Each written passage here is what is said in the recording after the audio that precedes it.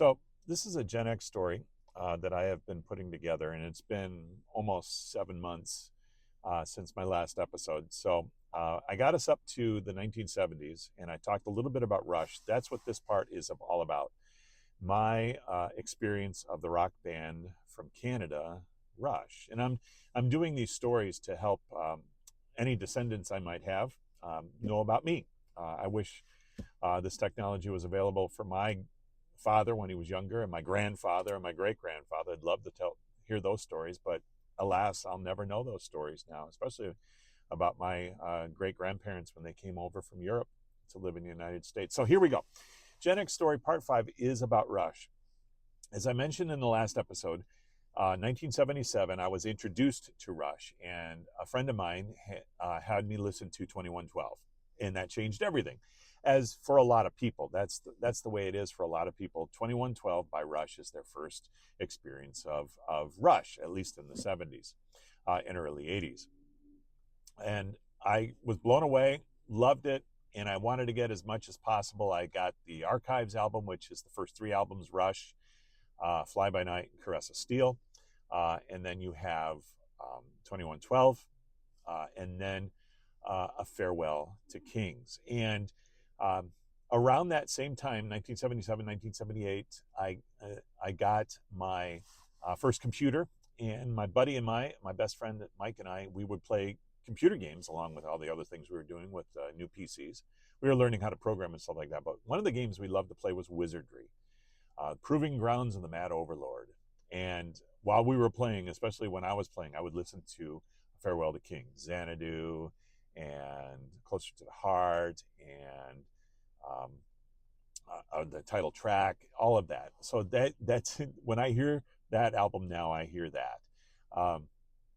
After that came Hemispheres, which was sort of a follow up to that from the last track of A Farewell to Kings, Cygnus X1.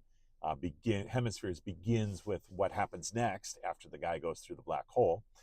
And then after Hemispheres, of course, had the last track kind of really set the stage for what Rush was doing in Permanent Waves and Moving Pictures. Moving Pictures, probably the album that put Rush on the map. Most people know Tom Sawyer. That's what they think of when they think of Rush. And I'm in high school by that time, by the time Moving Pictures comes out. And then the live album from that tour came out, Exit Stage Left. And then while I was in high school, 1982, I was a junior in high school, and Signals came out.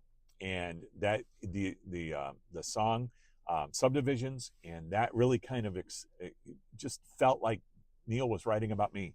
That was me, and of course, I think a lot of people at that time, that's who he felt. They felt like he was writing for. After that album came out, I listened to it over and over and over again. I had the record, had the cassette. I went to the concert when they came to Chicago. So it was the Signals tour. Fantastic tour. I was on the main floor, got tickets when they went on sale, stayed out overnight at the Ticketmaster at the mall, and waited for tickets, got floor seats, not very good floor seats, but floor seats nonetheless. I was there. And then after, I got every album as it was released, every recording as it was released, all the way through high school, into college. And then when I went into postgraduate school, you had Hold Your Fire, and Presto, and you had Roll the Bones.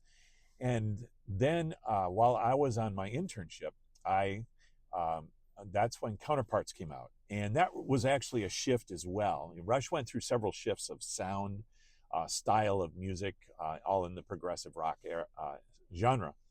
And when Counterparts came out, they really went back to their roots as a three-piece band. And I got tickets. I was going to take my brother to go. He got sick. I ended up taking my brand new wife, who also was sick. She actually fell asleep at the concert. Had great seats. I was on Alex's side, up on the balcony, overlooking the main floor. Great seats, great view of Alex and Neil and Geddy. Those were the two concerts I got to go to. I always planned on doing more concerts.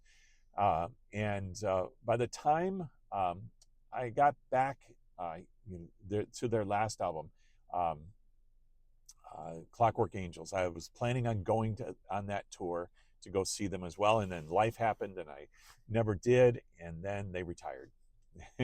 And I lost my chance to go see Rush again, but I did get to see them twice. The way that Neil wrote, fantastic writing, spoke to my heart. I may not, as you know, I'm a pastor.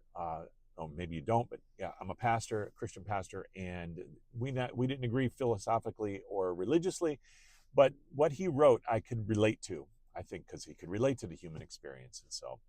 But Rush has been and still happens to be a very important part of my life.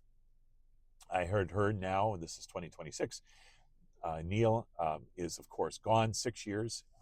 He has been gone now, and Alex and Geddy are going back on tour with another drummer that they auditioned and have been working with and rehearsing with. Alas, I'm not going to be able to go and see them on this tour. The ticket prices for concerts are just entirely too expensive for me now.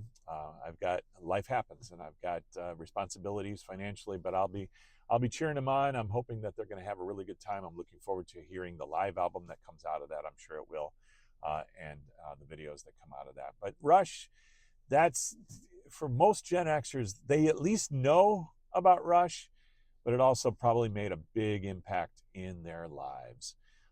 Gen X, who grew up in the 70s and the 80s. So that's my Gen X story on Rush. Now I'm going to be taking on the next part, probably going to be talking about personal computers and leading up to the internet. So that's coming up. Thanks for joining me here on this part of the Gen X story.